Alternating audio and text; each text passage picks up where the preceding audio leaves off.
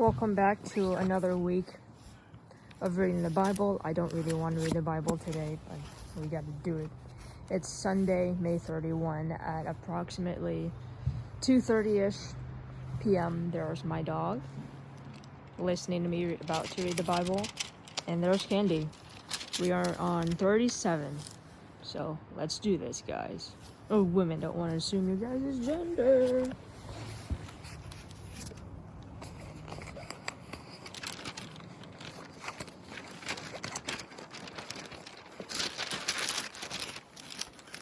Joseph's dreams. If you hear that squeaky noise, it's my dog chewing on his ball, because he loves balls. Jacob lived in the land where his father had stayed, the land of Canaan. This is the account of Jacob. Joseph, a young man of 17, was tending the flocks with his brothers, the sons of Bilhah and the sons of Zilpah, his father's wives, and he brought their father a bad report about them. Now Israel loved Jacob more than any of his other sons, because he had been born to him in his old age, and he made a richly ornamented robe for him. When his brothers saw that their father loved him more than any of them, they hated him and could not speak a kind word to him. Joseph had a dream, and where he told it to his brothers, they hated him all the more.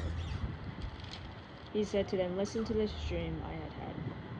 We were binding sheaves of grain out in the field, when suddenly my shift rose and stood upright, while your sheaves gathered around mine and bowed down to it." His brothers said to him, "Do you intend to reign over us? Well,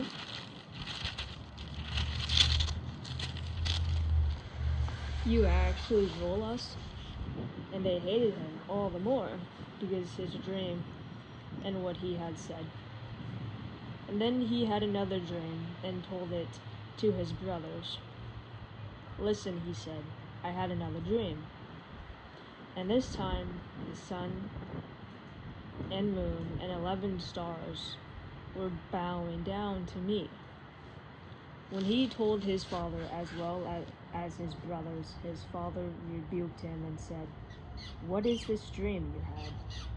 Will your mother and I and your brothers actually come and bow down to the gate before you?" His brothers were jealous of him, but his father kept the matter in mind. Joseph sold by his brothers. What the hell? Now what? The title of this is impeccable. Joseph sold by his brothers. Scooby. Wow. Okay. Now his brothers had gone and grazed their father's flocks near Shechem, and Israel said to Joseph, "As you know, your brothers are grazing the flocks near Shechem. Come, I am going to send you to them." "Very well," he replied. So he said to him, "Go and see if all is well with your brothers and with the flocks, and bring word back to me." And then he sent him off from the valley of Hebron. When Joseph arrived at Shechem, a man found him wandering around in the fields and asked him, "What are you looking for?" He replied, "I'm looking for my brothers. Can you tell me where they are grazing the flocks?" "They have moved on from there," the man answered. I heard them say, "Let's go to Dalton." So Joseph went after his brothers and found them near Dalton, but they saw him in the distance, and before he reached them, they plotted to kill him. "Here comes the dreamer," they said to each other.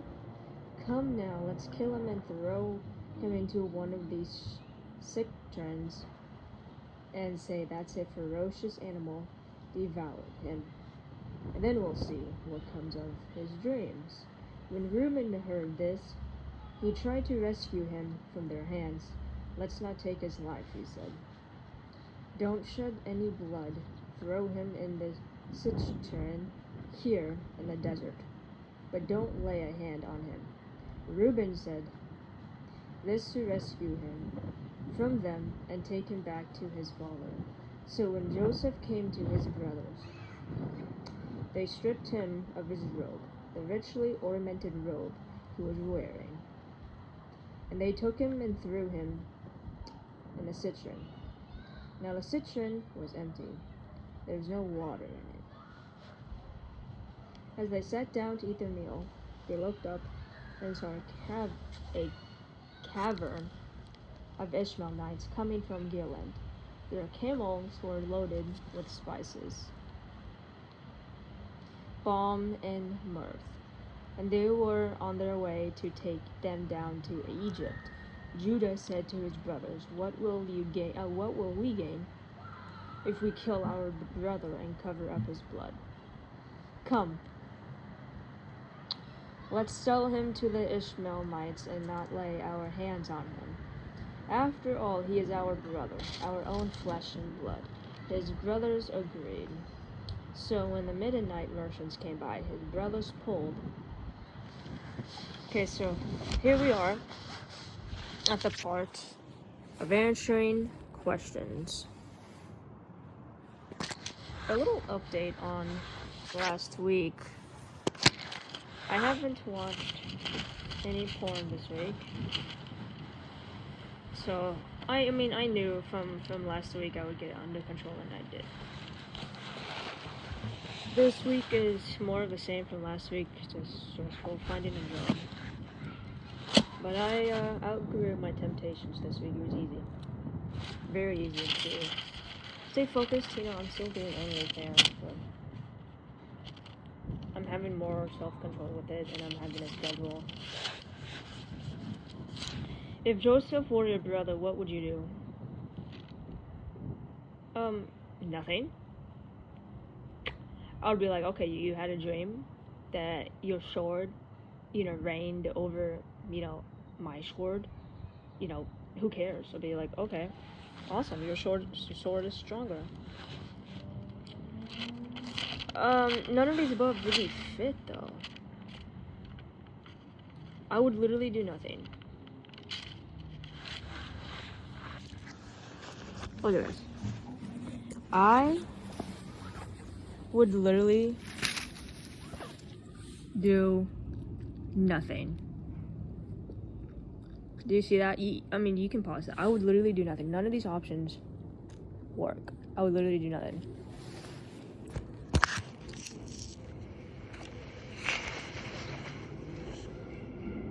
If you were Joseph, what would you do around your brothers? So if I was Joseph, I would plead with them like, hey, don't kill me. I love you.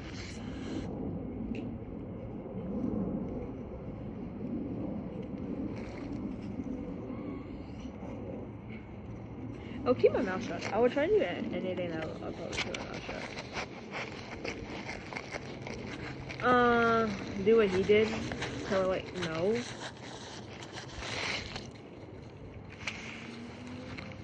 If you were Jacob, what would you do with your sons? Be honest with my feelings like he was? Yeah. Make a nice road for all of my children, or else none of them. Yeah, it seems like Joseph was getting special treatment.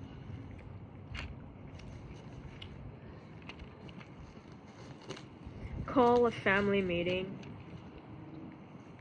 I recognize God's hands in these dreams. What would a family therapist say?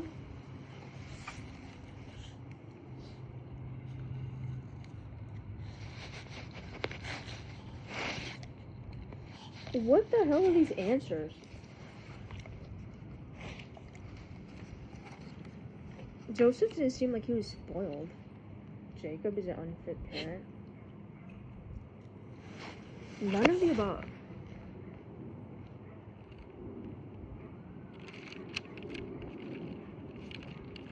These questions are idiotic. I mean, you can pause this if you want. I'm not gonna pause it.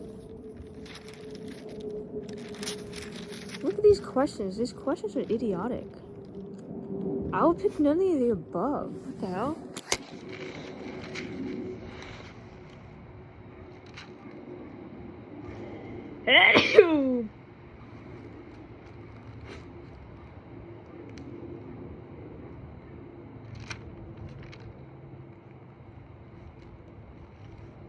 I'm gonna try to do something different with today's video because I'm feeling a bit lazy.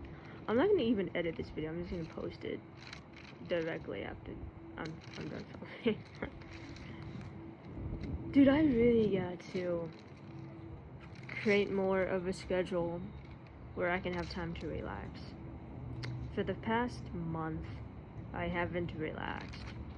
I haven't watched TV in a while. Just in a month.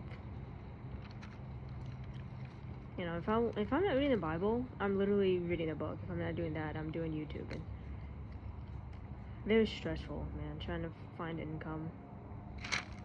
That's why I'm just working so hard, because I think to myself, you're one video away from blowing up. Not on this channel, because this channel I just post Bible videos, but on my music channel and my main channel, the Insane channel, I think to myself, I'm only one video away from blowing up, and if I don't post a video this week, it's never gonna happen, you know? And I always think I can always do more. I can always post more videos. Right?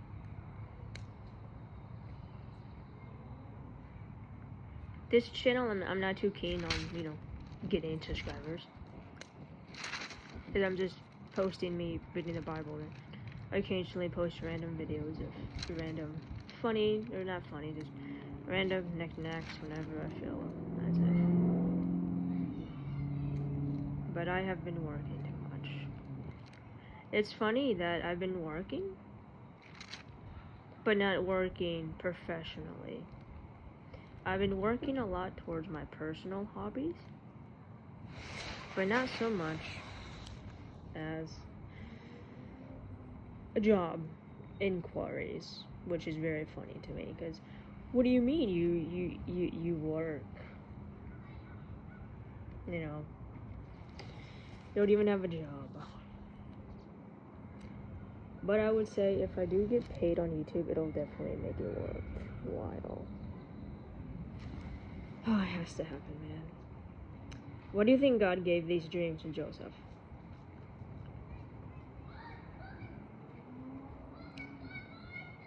The question we should be asking is why? Why Joseph had it, not God? He didn't. Joseph had these dreams himself. God didn't give him these. Joseph did. His brain. What do you do when you have dreams of personal success? Figure I ate too much before bed. What do you do when you have dreams of personal success? Figure I ate too much before bed. Who wrote these questions? Bro, who wrote these questions, man?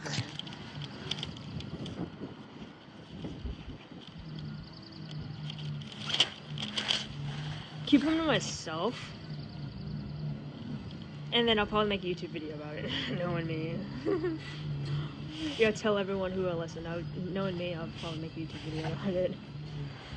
Hey guys, welcome back to my channel. So today I had a dream where I pooped my pants. Have you ever shared a dream with someone? Only did the curse, but yeah. Not so much a dream, like when you sleep dream, but dreams in terms of your goals. I've shared my goals with people, and they have laughed. How are you at listening? I am terrific. I am a very good listener, but it only comes with a but. I may not know what to say. I don't really have words of advice. But I am a very good listener. You know, you can have me on the phone for 8 hours and I'll just listen. may not know what to say. I'm not really a good, same thing, I'm not really a good gift giver, but I listen. How can Jacob correct Joseph without squelching his potential and his dreams? How can you do the same with your child or any other close to you? Encourage them. I would encourage their talents, man. Provide resources to accomplish their dreams if I had the resources, if I had money now. And then listen carefully. What is the number one cause of conflict? Me being gay? I answered that so quickly. How often do you have a hard time playing children? I'm an only sibling, so I can't. What is the number one cause of conflict? Me not having a job.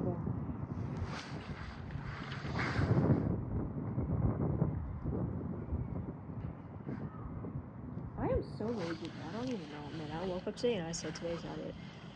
But it's super. I'm still doing my work. You know, it's just one of those things. Whereas yesterday, I didn't want to do my hobbies, but I did anyway. But today, I think I'm just mentally exhausted. That's what it is. And then being gay. What positive things might God be trying to go through your family? What positive things might God be trying to do through your family's conflict? Providing me the Bible. I'm not sure if God spoke to me like, hey, you should read the Bible. I just remember it was more of I decided to read the Bible on my own accord, is all, for a little experiment, is all. I did not have a voice that came to me in a dream. I didn't have a euphoric moment. It was just an accumulation of months and years. And me having a YouTube channel, I thought, maybe this could be a way for me to get more views, you know, of recording myself reading the Bible. To my knowledge, there isn't a YouTuber that has read the Bible. I mean, for the very first time, from start to finish. Yeah, I know these videos are not very ecstatic. They're not meant to be. They're just, I'm literally reading the Bible out loud so that I could document my progress and document the fact that I did read the Bible, and people will believe me. And to not any gay people can say, I've read the Bible. Usually people who are gay hate the Bible because of what people have said to them. Bible verses, you know, you should repent for your sins and blah, blah, blah. And I don't think you should hate something that you haven't even read. And coming from a family that has read the Bible multiple times, especially from my mom's side, she actively goes to church. She's at church right now.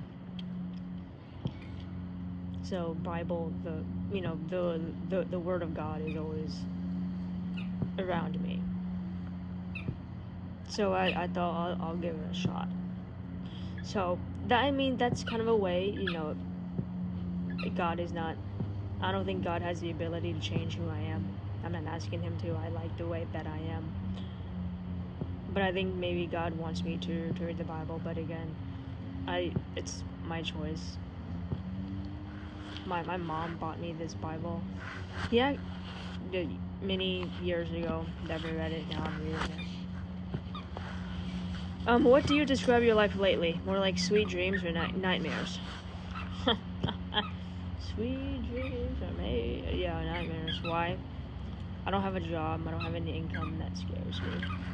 The last thing I want is to be 55 and homeless. I don't even have 10 grand in my bank account right now. Yeah. Not achieving my dreams. How can this group pray for me? You make me so happy, buddy. You really do. I mean, let's move on to the next topic. So I'll kind of hold this up and you guys can read it if you want. See that? You see that? Okay, you can pause it to read the questions. Okay, done. I'm not editing this video any today. I usually screenshot the pictures when I edit, but I'm not doing that. What title would you give this story? The Pitfalls of Yeah. Oh my god, yeah. Yeah. The Pearls of Parental Ever? No. It's not Jacob's fault for making Joseph this robe. It's his brothers. The jealousy, they have no self-control. The death of a dream. Sure. If you were Joseph, how would you be feeling? Bitterly betrayed, shaken, confused, enjoying the Buddha, regretting my dreams, holding on to my dreams. What do you think about God's part in this drama? He didn't set anything up. He made the most out of a bad situation. I'm sure he was involved, but I'm not sure how. He seemed conspicuously absent. Conspicuously absent. What aspects of Joseph's experience can you relate the most deeply? Rejection. Be an object of others' jealousy. People aren't jealous of me because I have nothing, so. It's more of people take pity on me, if I should say that. Pity. People more of take pity on me. Being hurt by the people that I trust. Yeah.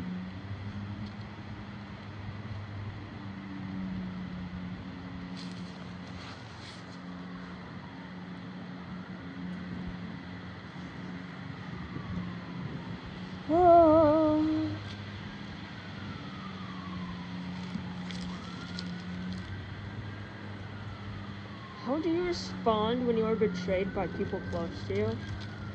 I vow to never get close again. Here's the thing, I used to be a very envious person. But now I'm not. I made a promise to myself that I'm never going to let a girl ruin my life. Ever again. I don't want to get even because, an eye for an eye makes the whole world, go blind. It doesn't really fix anything. It's like saying, you killed my brother. Okay, well, I'm gonna kill you. And then what? You're in prison because you killed a person. You know what I mean? It doesn't really fix anything. But then at the end of the day, you can say, well, I still won, I killed that person. But you're doing life in prison. You might as well just be dead. You sacrificed your freedom. So you're not really fixing anything. And two, even if you ask for the other person's forgiveness, you don't even know if they're telling the truth or not. I just learned from experiences of getting my heart broken is to never trust anyone. Never come too close to people that really mean. The best way to give it to bullies is to not talk to them. In high school, it took me many years to figure that out. Usually when people call me, faggot or something, I'll yell back at them, push them, punch them, and it always got me in trouble. But then over time I realized, I'll just pretend that I'm blind and deaf. I'll hear it, and I'll walk away. And guess what? Eventually they stopped because it wasn't fun for them anymore. I didn't give them any ammunition. It wasn't fun for them to make fun of me because I would literally just walk away. And all of my bullies didn't physically assault me. Usually I was doing the physical assaulting after the fact. All of them would just call me names and pass notes to me in class. You should kill yourself and blah blah blah. And then I was the one to punch them in the face. But I was never physically assaulted. I would always do, the physical assault, right? And then, I don't know, I think I just learned over time to have self-control. Yeah, I get angry, yeah, they call me a faggot. But then over time you realize, well, I'm 25 years old. I've heard that a million times before. It's obvious that I am. You got anything else for me? It's like making fun of someone that's Asian like me. Okay, I heard that one before. You got anything else? So it doesn't really bother me. And in a way, you have to become selfish to yourself. And in a way, you have to not give a fuck. There comes a point where you just become so emotionally numb that you just stop giving a fuck. Even when I go live on YouTube once a week on my main channel, I always get at least one person comment saying, "Are you a girl? Are you a boy?" And then they say that I should die. I always get at least one person making fun of me because I'm Asian, asking me if I'm Chinese, asking me if I eat bat soup and that it caused COVID-19, and do I eat my dogs? And in a way, I just kind of play along with it, or I just don't respond to the comment. I just pretend I don't see it.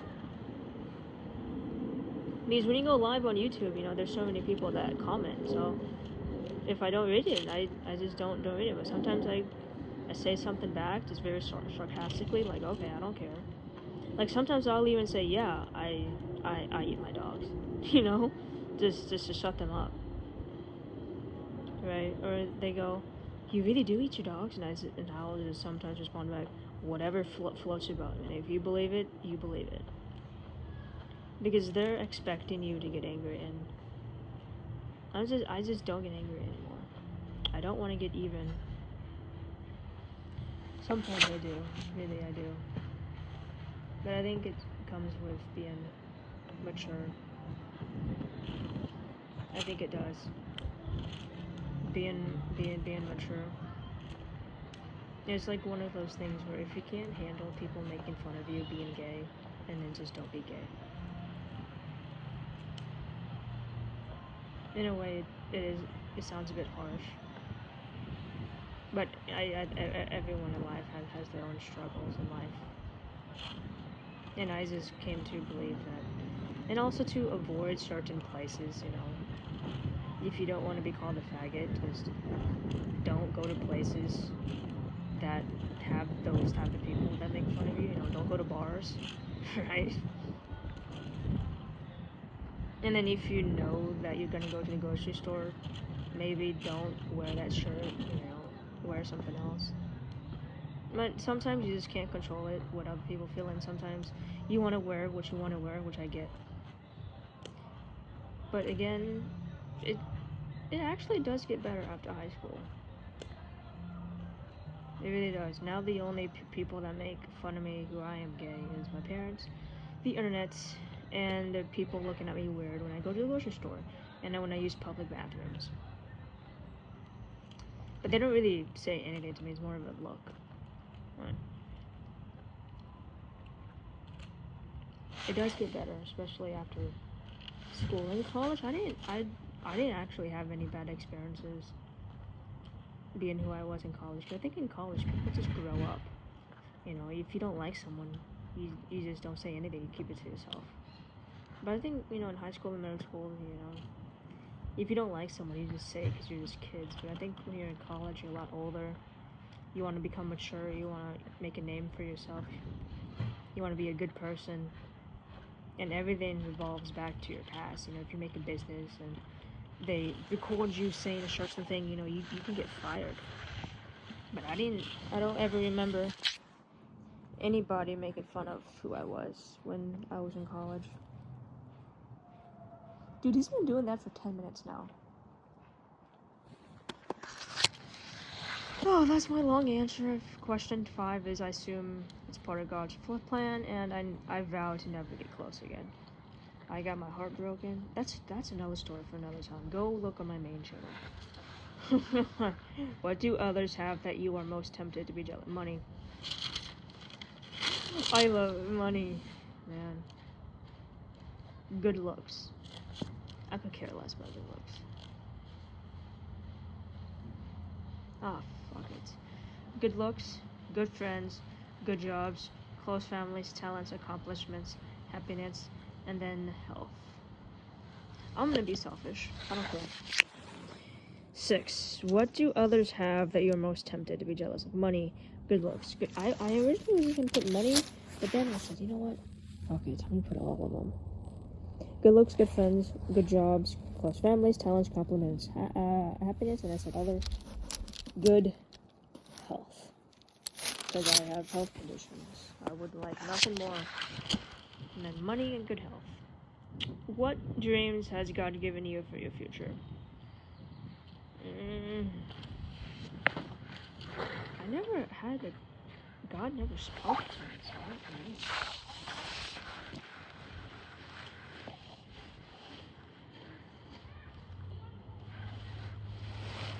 Oh, what can you do to allow God to unfold His plans for your life? Open my heart up a little bit more and believe in Him. I never had God speak to me about my dreams, so I don't know. I can be more open. Well, I am open-minded because I am reading the Bible as a gay person, but I'm not at that point yet where I believe in Him yet. You know. I guess I could believe in Him, open my heart up more. Or is it gonna take a bit of a while? Can you identify with any of Jacob's experiences in times of grief? Mourning, refusing to be comforted by others, expecting to be in mourning until you die, being unable to stop crying. This story is filled with loss and regrets. What is regret in life? Not doing more in life. I don't have to explain that, just not doing more. Not doing more in life when I was younger, more specifically. Started jerking off when I was 13. I could have bought a house. You know, like, not doing more. Not doing more when I was a teenager. I wish I started a YouTube channel when I was 16. Not doing more when I was younger. I'm doing more now. I think because I'm doing so much more now, I'm just making up for it.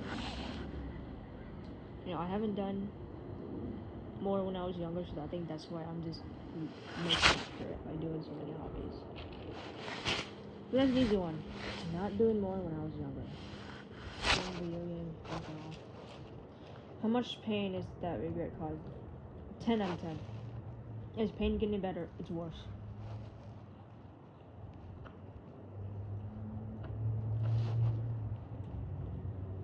How? Okay. You can screenshot this, pause it if you want, but that's what the questions would look like. This story is filled with loss and regrets. Oh, no, another one. The 10. How much pain is that regret causing you? That's a 10 out of 10. Is it getting any better or worse? It's getting worse. The more I get older, and the more I don't achieve my dreams, the more it hurts. I'm not getting any younger. How can the group, this series is gonna be so fucking inspirational. Imagine if I really do make it in life, I become successful, and I come back to the YouTube channel, and I listen to these little videos of me talking to myself, reading the Bible, and seeing how far I came. And even with my subscribers, I don't know if any of my patients, my little subscribers, my little patients, that's what I call them on my main channel. I don't know if they watch my other YouTube content that I have on my other YouTube channels. But it would be very interesting, 20 years from now.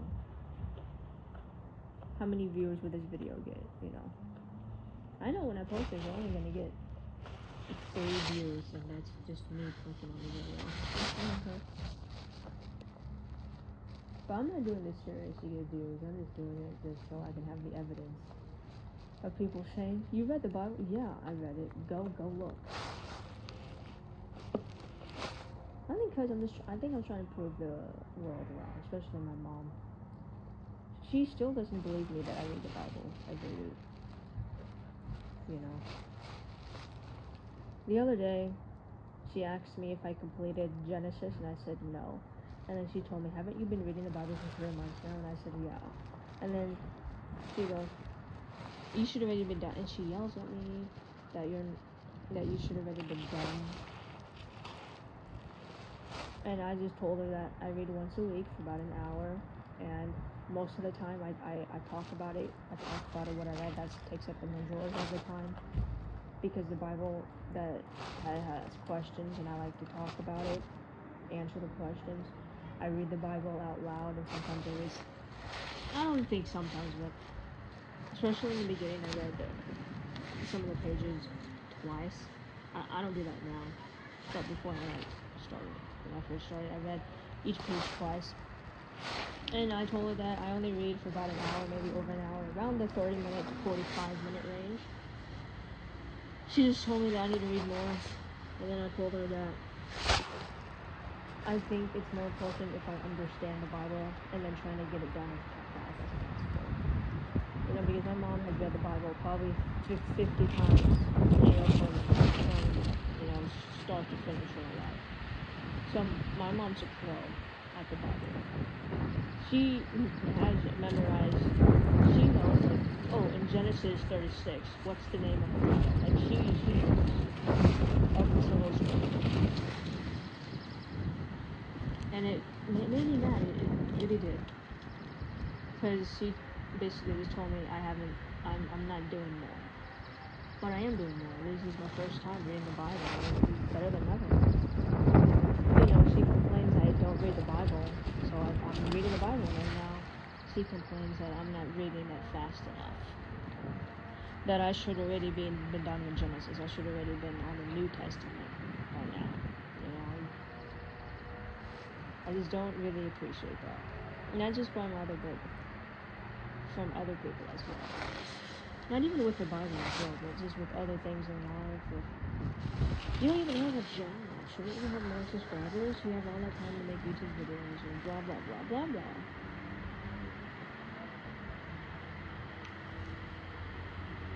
I just wish the world could see what I do in a day. I really do work hard. And I believe reading the Bible once a week, you know, 1, 2, 3 chapters at a time, is fine to me. I enjoy it. And I know this Bible will probably take me 20 years, you know, to complete, but you never know. Next year I may read twice a week, but as of now, I like just once a week, especially when I'm just starting.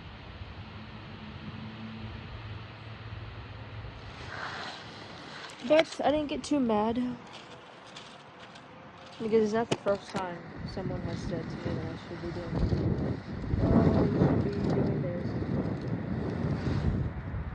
But how can this group pray for me?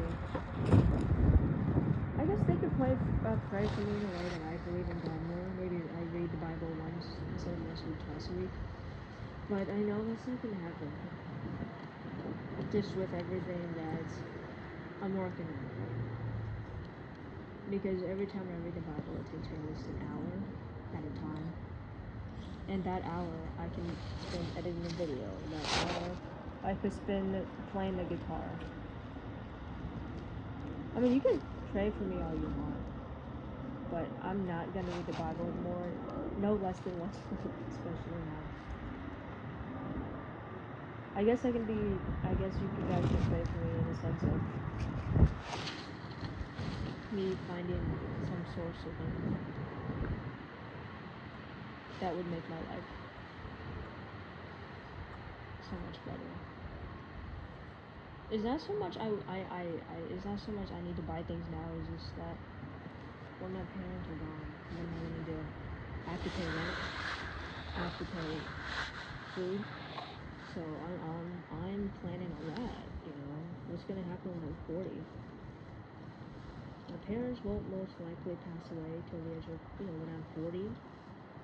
So I'm just thinking, what the fuck is gonna happen when I turn 40 and I have $2,000 in my bank account? That's not even rent. You know, my dad pays about $3,000 a month just to live here. He owns the house. He just got with light bill, paying off the house. It's like over $3,000. And it's just to live here. That's not to buy food. And then yeah, you can say, well, what about the rest of the money when they pass away? And what's in their bank account? What about their car? I can sell I can sell my dad's car, my mom's car. But those money's not gonna last. You know, it's only gonna last me like what, 5 years? And then what about the rest of my life? That's what stresses me out, because I don't want to become homeless.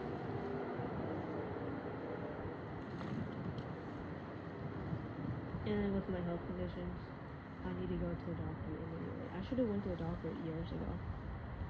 I should have went yesterday.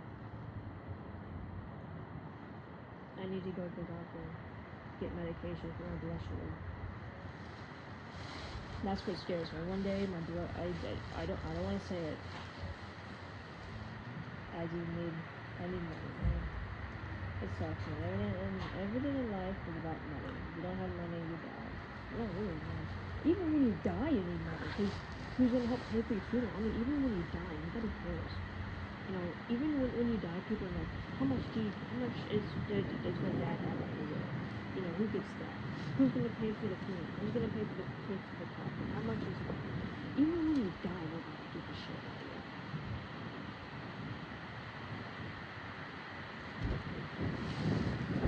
I'm sorry, that was dark, man. Okay, next page. Joseph up out of the cistern and sold him for 20 shekels of silver to the Ishmaelites who took him to Egypt. When Reuben returned to the cistern and saw that Joseph was not there, he tore his clothes. He went back to his brothers and said, "The boy is not there. Where can I turn now?" And then they got Joseph's robe, slaughtered a goat, and dipped the robe in the blood. They took the ornamented robe back to the Pharaoh and said, "We found this. Examine it to see whether it is your son's robe." He recognized it and said, "It's my son's robe."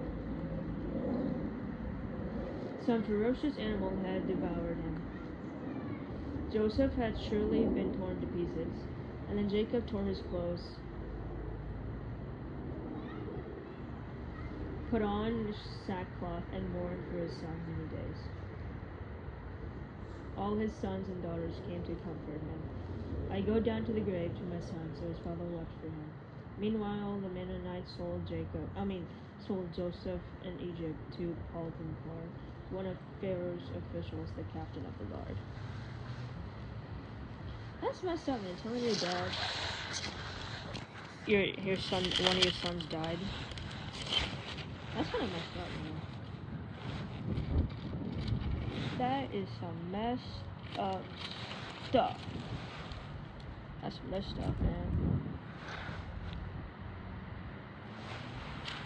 Judah and Tamar. At the time, Judah left his brothers and went down to stay with the man of Adullam.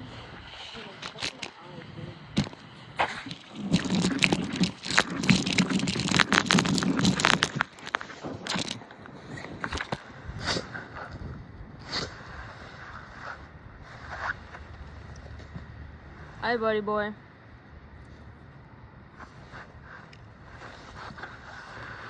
At the time, Judah left his brothers and went down to stay with a man of Adullam named Hirah. There Judah met the daughter of a Canaanite man named Shurah. He married her and lay with her. She became pregnant and gave birth to a son who was named She conceived again and gave birth to a son and named him Shelah. She conceived again and gave birth to a son and named him Odin. She gave birth to still another son and named him Shelah. It was Kizak that gave birth to him. Judah got a wife for his firstborn, and her name was Tamar.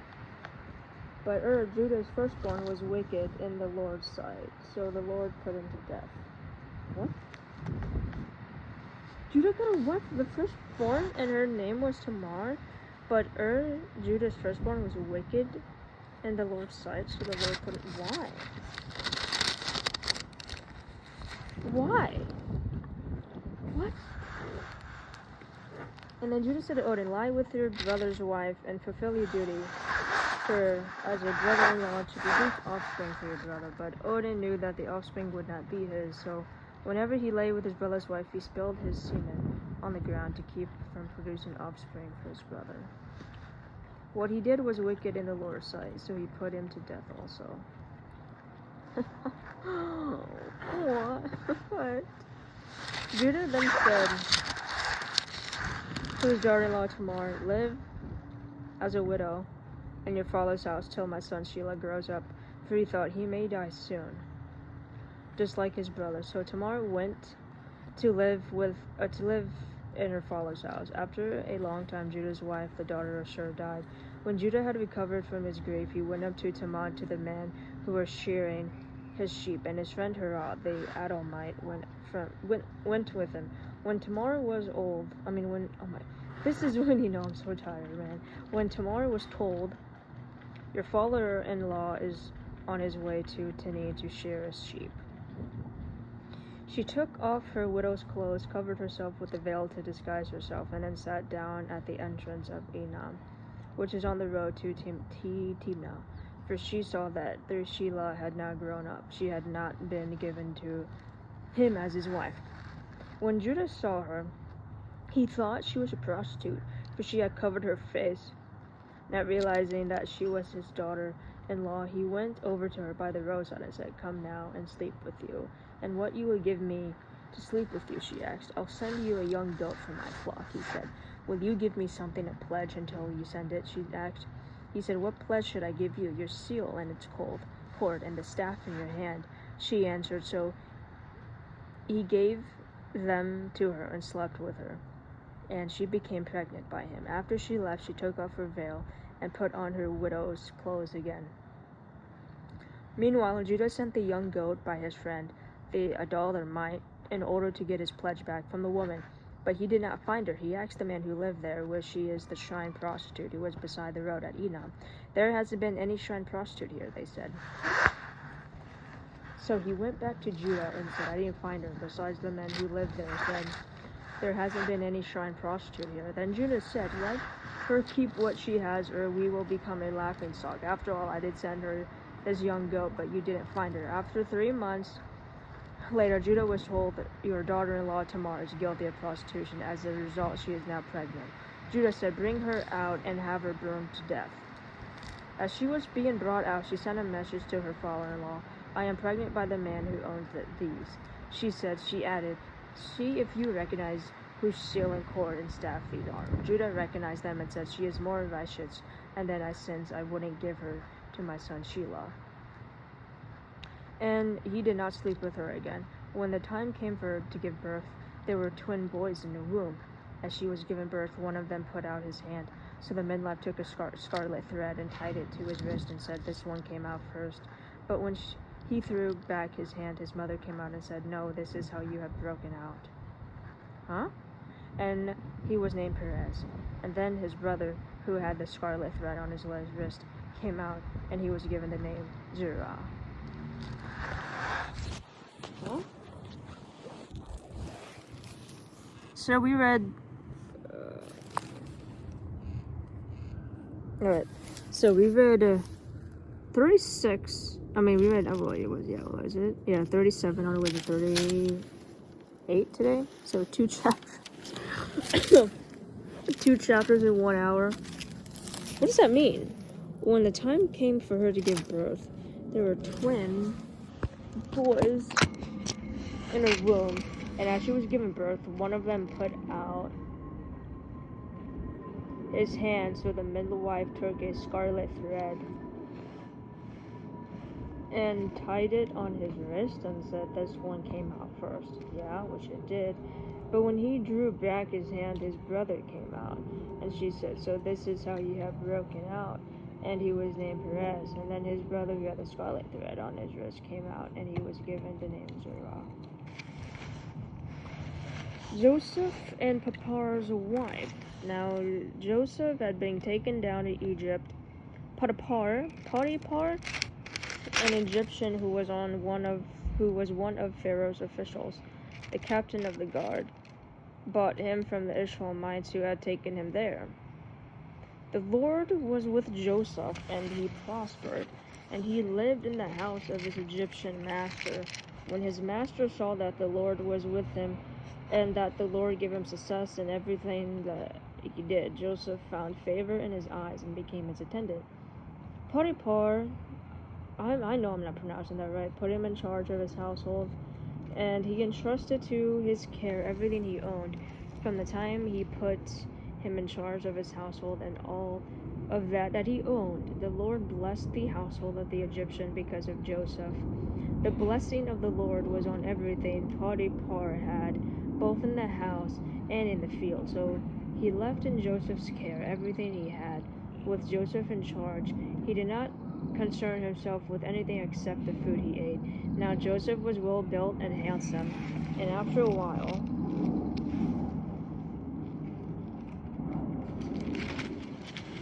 his master's wife took notice of Joseph and said, "Come to bed with me."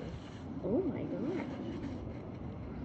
But he refused with me in charge. He told her, "My master does not concern himself with anything in the house. Everything he owns he has entrusted to my care. No one is greater in this house than I am. My master has withheld nothing from me except you, because you are his wife. How then could I do such a wicked thing and sin against God?" And though she spoke to Joseph day after day, and refused to go to bed with her, or even be with her, one day he went out into the house to attend to his duties, and none of the household servants were inside. She caught him by his cloak and said, "Come to bed with me." But he left his cloak in her hand and ran out of the house. That's a good man. Okay. When she saw that he had left his cloak in her hand and had run out of the house, she called her household servants and said, "Look," she said to them, "this Hebrew has been brought to us to make sport of us." What? "He came in here to sleep with me, but I screamed. When he heard me scream for help, he left his cloak beside me and ran out of the house."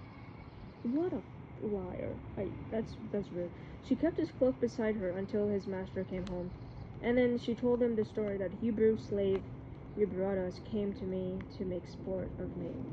But as soon as I screamed for help, he left his cloak beside me and ran out of the house. When his master heard the story, his wife told him, saying, "This is how your slave treated me." He burned with anger. Joseph's master took him and put him in prison, the place where the king's prisoners were confined. But while Joseph was there in prison, the Lord was with him. He showed him kindness and granted him favor in the eyes of the prison warden. So the warden put Joseph in charge of all those held in prison.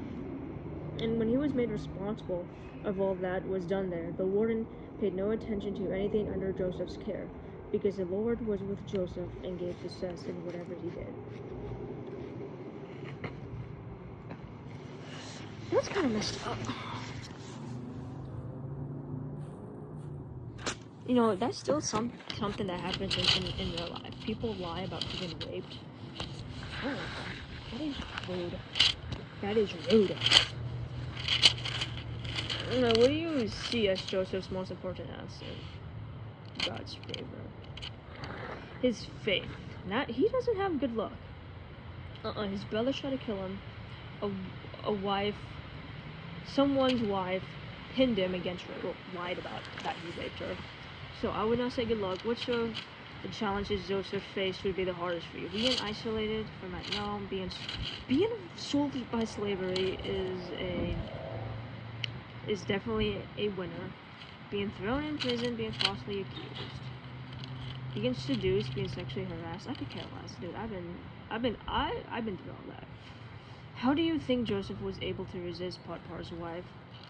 Not being attracted to her, not letting himself entertain the thought of her having sex with her, by realizing he'll sin against his master, by realizing he'll sin against God, by doing whatever he had to do, even running away. Exactly. How could Joseph's example help you resist temptation in general? Avoiding it, like literally running away, not even looking at it, because if you're not around it, you're just not around it. It's like these people that are like, "Man, it's so hard to lose weight," and then when you go to the grocery store, just don't buy it. Just don't buy cookies, then you won't have cookies in the house. Just don't buy it. What do you find really stressful about your work? Not having a job. I don't even have work. Not having a job is definitely a doozy. Right now, my life is most like just Joseph's when he didn't know where he was going. Mistreated by others, was imprisoned in a bad situation, made the most of his suffering. What is your greatest motivation to live a clean and holy life? My God's love, my fear of God, other people, not to disappoint them, my own self-respect. In what way can you sense that the Lord is with you? Again, it's like one of these questions that I don't know how to answer.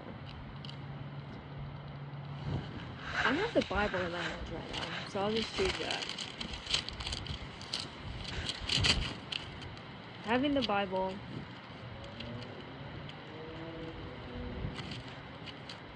in my hands.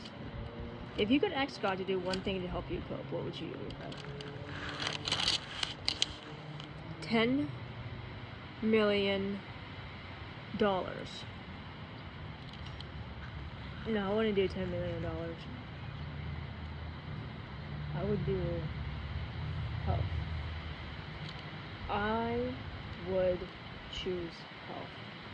I would like my health back so I could get a job. If I had, even if I had 10 million, I don't know, man. That's a hard one. If I had $10 million, I can fix my health, but then it's like, there's no guarantee I'll be back to 100%, but if I have good health,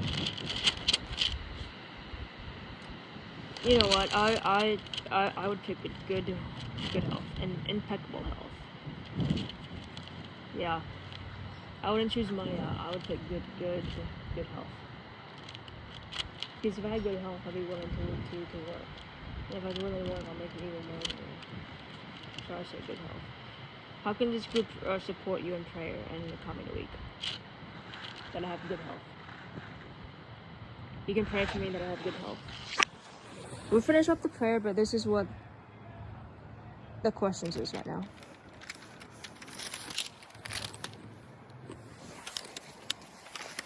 Right there. Can you see that? Can you screenshot that, guys? Next week, we'll be reading 40. We're definitely moving along in this chapter, guys. Definitely moving along. So that calls it for this week. We made a lot of progress today. We read more. I think we read more than what we had within the past couple of videos, actually. Yeah. But this group can pray for me in the sense of having good health, having perfect health. I know it's not going to come true because there's a lot more factors to it. I can't just wake up one day and God can cure me of my health limitations. But I do dream of waking up one day and being healthy again. 5 years ago, I never had health conditions. And to be honest, I got my COVID shot, and a week later, it just started. I'm not even joking. Not joking. I'm not even joking.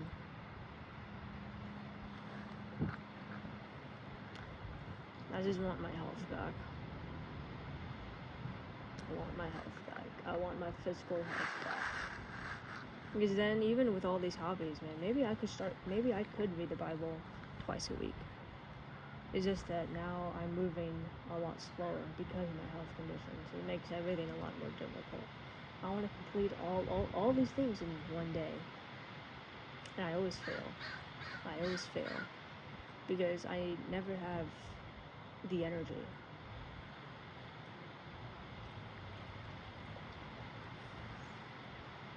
But one day, we are going to get where we want to go. Not just pray for me, but I'll pray for you as well. I'll pray for your good health. I'll pray that you achieve your dreams. I'll pray that you achieve your goals in life. Life's too short not to become happy. Life's too short not to become who you really are. You know, the question we should be asking ourselves is, not complete our goals, but the question we should be asking is, when you die, what do you want to become? I mean, when you die, what do you want people to remember you by? That's the question we should all be asking. The question isn't to become happy in life, to own a house, to buy a house. The question we should be asking is, what is your legacy? What do you want to be remembered by when you die? I'm gonna end it right there. That's the question. What do you want to be remembered by when you die? What is the last thought you want people to have when they think about you and what you have accomplished?